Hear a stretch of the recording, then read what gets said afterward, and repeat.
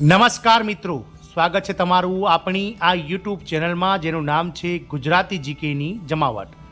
તો કેન્દ્ર સરકારના કરોડો કર્મચારી પેન્શનર્સ તેમજ વિવિધ રાજ્ય સરકારોના કરોડો કર્મચારીઓ અને પેન્શનર્સો કે જેઓ 1 જાન્યુઆરી 2026થી લાગુ થનારું 8મા પગાર પંચની જે ગઠન છે, 8મું પગાર પંચની જે રચના છે તેને લઈ અને ઘણા લાંબા સમયથી મિત્રો કેન્દ્ર સરકાર સામે મીટ માંડીને બેઠા છે.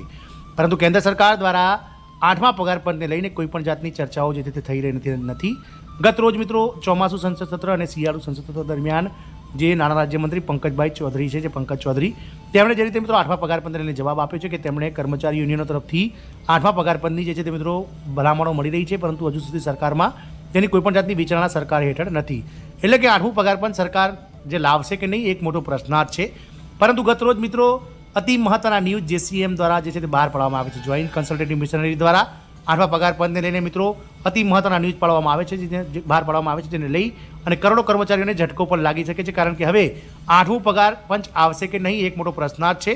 પગાર વધારવા માટે સરકાર શું નવી સિસ્ટમ લાવશે કે નહીં તેને લઈ અને આજના વિડીયોમાં વિગતવાર ચર્ચા કરીએ કે શું 8મું પગાર પંચના નિયત સમય આવશે કે પછી સરકાર કોઈ નવી સિસ્ટમ પર પગાર વધારો કરશે કર્મચારીઓને, તેને લઈ અને મિત્રો આજના વિડીયોમાં વિગતવાર ચર્ચા કરીએ. તો વિડીયોના અંત સુધી આપ બન્યા રહો. અને જો ચેનલમાં તમે નવા હશો તો અમારા ચેનલને લાઇક, શેર, સબસ્ક્રાઇબ કરી બાજુમાં રહેલું બેલ આઇકોન દબાવી ઓલ નોટિફિકેશન ઓન કરો, જેથી કરીને ચેનલ પર મૂકવામાં આવતા વિવિધ ભરતીઓના નોટિફિકેશન, વિવિધ ભરતીઓના પરિણામ તેમજ જનરલ નોલેજ અને મિત્રો આવા કર્મચારીઓને લગતા પેન્શનર્સોને લગતા ન્યૂઝ તમને સરળતાથી ચેનલના માધ્યમથી ઉપલબ્ધ થઈ જાય. તો શું મિત્રો હવે 8મું પગાર પંચ નહીં આવે? પગાર વધારવા માટે સરકાર શું નવી સિસ્ટમ લાવશે કે નહીં તેના વિશે જાણીએ. તો કરોડો કર્મચારીઓ ઘણા લાંબા સમયથી 8મા પગાર પંચની રાહ જોઈ રહ્યા છે. હજુ સુધી સરકાર દ્વારા 8મા પગાર પંચને લઈને કોઈ પણ માહિતી આપવામાં નથી આવી. સામાન્ય રીતે દર 10 વર્ષે નવું પગાર પંચ રચાય છે. અત્યાર સુધીમાં વર્ષ 1946થી લઈ અને વર્ષ 2016 સુધીમાં કુલ 7 જેટલા પગાર પંચો રચાઈ ચૂક્યા છે. 7મા પગાર પંચની વાત કરીએ તો 7મા પગાર પંચની રચના 28મી ફેબ્રુઆરી 2014ના રોજ યુપીએ સરકાર એટલે કે મનમોહનસિંહ સરકાર દ્વારા કરવામાં આવી હતી. અને જે કમિટીની રચના કરવામાં આવી હતી મિત્રો 7મા પગાર પંચ માટે, તેણે પોતાનો રિપોર્ટ એનડીએ સરકાર એટલે કે નરેન્દ્રભાઈ મોદીની જે સરકાર છે પહેલા ટર્મની, તેમણે મિત્રો 19 નવેમ્બર 2015ના રોજ રિપોર્ટ સોંપ્યો હતો. અને તેના નિયત સમય એટલે કે 1 જાન્યુઆરી 2016ના રોજ નરેન્દ્ર મોદી સરકારની પહેલી ટર્મમાં આ 7મું પગાર પંચ કર્મચારીઓ માટે લાગુ કરી દેવામાં આવ્યું હતું. ક્રમશઃ કેન્દ્ર સરકારના ધોરણે વિવિધ રાજ્ય સરકારોએ પણ આગામી 1 થી 2 વર્ષમાં એટલે કે વર્ષ 2018 સુધીમાં તમામ કર્મચારીઓ માટે 7મું પગાર પંચ લાગુ કરી દીધું હતું.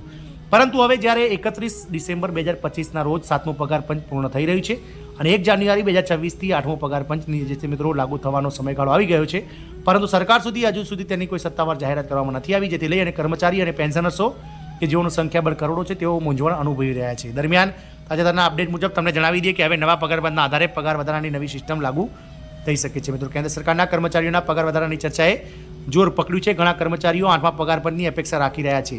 નોંધનીય છે કે 7મું પગાર પંચ 2016માં લાગુ કરવામાં આવ્યું હતું. ત્યારબાદ લઘુત્તમ વેતન જે 6ઠ્ઠા પગાર પંચમાં 7,000 રૂપિયા હતું તે 11,000 વધારીને 18,000 રૂપિયા પ્રતિ માસ કરી દેવામાં આવ્યું હતું. તે સમયે ટોચના અધિકારીઓનો મહત્તમ પગાર દર મહિને 2.5 લાખ રૂપિયા સુધી પહોંચી ગયો હતો. હવે કર્મચારીઓ આગામી પગાર વધારાની રાહ જોઈ રહ્યા છે, જે તેમના જીવન ધોરણમાં વધુ સુધારો લાવી શકે છે. પે કમિશન, જે પે કમિશન તરીકે જાણીતું હતું, તે એક સરકારી સંસ્થા છે જે કેન્દ્ર સરકારના કર્મચારીઓના પગાર માળખું સૂચવે છે અને તેની સમીક્ષા કરે છે. આઝાદી પછી ભારતમાં કુલ 7 પગાર પંચની રચના કરવામાં આવી છે, જેનો કાર્યકાળ લગભગ 10 વર્ષનો હોય છે. આ કમિશન કર્મચારીઓ અને પેન્શનરોના પગાર અને પેન્શનમાં સુધારો કરવા ભલામણો કરે છે, જે લાખો લોકોના જીવન ધોરણ અને આવકને અસર કરે છે. તેમની ભલામણો સરકારી નીતિ અને કર્મચારીઓના કલ્યાણમાં મહત્વપૂર્ણ છે. શું ખરેખર 8મા પગાર પંચની રચના થશે કે નહીં? તો હજુ સુધી સરકાર દ્વારા 8મા પગાર પંચને લઈને કોઈ પણ માહિતી આપવામાં નથી આવી. સામાન્ય રીતે દર 10 વર્ષે નવું પગાર પંચ રચાય છે. જો આ ટ્રેન્ડ ચાલુ રહેશે તો તેની જાહેરાત ટૂંક સમયમાં શક્ય છે અને તેને વર્ષ 2026માં લાગુ કરી શકાય છે. જો કે એવું લાગે છે કે સરકાર આ વખતે અલગ અભિગમ અપનાવી શકે છે. કેટલાક મોટા સરકારી અધિકારીઓએ સંકેત આપ્યો છે કે સરકાર નવા પગાર પંચની રચનાને બદલે કર્મચારીઓના પગાર કામગીરીના આધારે કરી શકે છે. તમને જણાવી દઈએ કે સત્તાવાર જાહેરાતના અભાવે કર્મચારીઓના હાલમાં અસમજની સ્થિતિ સર્જાયેલી છે. શું નવી સિસ્ટમ પે કમિશનનું સ્થાન લેશે? નાણાં મંત્રાલયે તાજેતરમાં સંસદમાં સ્પષ્ટતા કરી હતી કે અત્યારે 8મા પગાર પંચની કોઈ જ યોજના સરકારના હાલમાં કાર્યરત નથી અને કોઈ પણ વિચારણા પણ નથી. આ જાહેરાત બાદ ચર્ચાએ જોર પકડ્યું છે કે શું સરકાર ખરેખર પગાર વધારવા માટે નવી સિસ્ટમ લાગુ કરશે કે શું? સંભવિત વિકલ્પોમાં પ્રદર્શન આધારિત સિસ્ટમ અથવા તો ફુગાવા આધારિત સિસ્ટમનો સમાવેશ થાય છે. જો આમ થશે તો કર્મચારીઓને નિયમિત પગાર ગોઠવણ માટે 10 વર્ષ સુધી રાહ જોવી પડશે નહીં. જોકે આ અંગે હજુ સુધી સરકાર દ્વારા કોઈ સત્તાવાર માહિતી કે સ્પષ્ટતા કરવામાં નથી આવી. સરકાર પોતાના નિર્ણય લેવામાં સાવધાની દાખવી રહી છે, જેના કારણે કર્મચારીઓમાં અનિશ્ચિતતાનો માહોલ છે. ભવિષ્યમાં આ અંગે વધુ માહિતી માટે આપણે આશા રાખીશું. 8મું પગારબંધની કઈ ભલામણો લાવી શકે છે? જે 8મા પગારબંધની રચના કરવામાં આવે તો કર્મચારીઓ નીચેનામાંથી કેટલાક ફેરફારોની અપેક્ષા રાખી શકે છે? વિવિધ યુનિયનો અને જેસીએમ દ્વારા યુનિયનો લઘુત્તમ પગાર જે 7મા પગારબંધમાં 18,000 રૂપિયા છે તેને વધારીને 26,000 રૂપિયા કરવાની અથવા તો 30,000 રૂપિયા પ્રતિ માસ કરવાની માંગ કરી રહ્યા છે.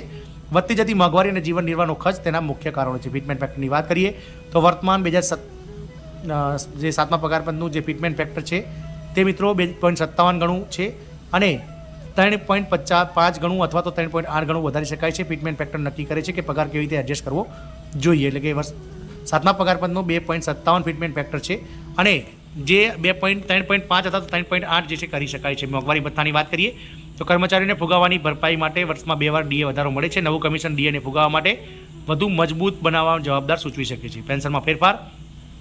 પેન્શનરો ખાસ કરીને જેઓ 7મા પગાર પંચ પહેલાં નિવૃત્ત થયા છે તેઓને આ ફેરફારોનો લાભ મળી શકે. પેન્શનમાં સમાનતા માટે લાંબા સમયની માંગ છે. આવાસ અને મુસાફરી ભથ્થું.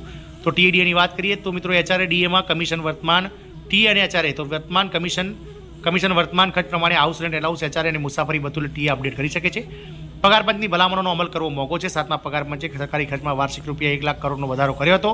8મા પગારપંચની પણ આવી જ અસર થઈ શકે છે. ખર્ચમાં વધારો જાહેર નાણાં પર દવા લાવી શકે છે. જોકે ઉપભોક્તા ખર્ચમાં પણ વધારો થશે. ઉચ્ચ પગાર એટલે કે વધુ નિકાલજોગ આવક, તેનાથી વસ્તુઓ અને સેવાઓની માંગ વધી શકે છે જે અર્થતંત્રને મદદ કરશે. અત્યારે 8મા પગાર પંચ સંબંધિત કોઈ પણ સ્પષ્ટ માહિતી નથી, પરંતુ સરકાર જૂની પદ્ધતિ ચાલુ રાખી શકે છે અથવા નવી પદ્ધતિ અપનાવવાનું નક્કી કરી શકે છે. તો સરકાર જ નક્કી કરશે. સરકારી કર્મચારીઓ અને પેન્શનરો આ જાહેરાતની આતરતાથી રાહ જોઈ રહ્યા છે, કારણ કે તેઓ લાંબા સમયથી કોઈ સકારાત્મક સમાચારની અપેક્ષા રાખી રહ્યા છે. નિર્ણયની રાહ જોવી એ દરેક માટે મહત્વપૂર્ણ છે. આમ 8મા પગાર પંચમાં શું સરકાર નવું પગાર પંચ લાવશે અથવા તો કોઈ નવી ફોર્મ્યુલા પર અસર કરશે તે તો સમય જ બતાવશે. જય હિન્દ, અસ્તુ.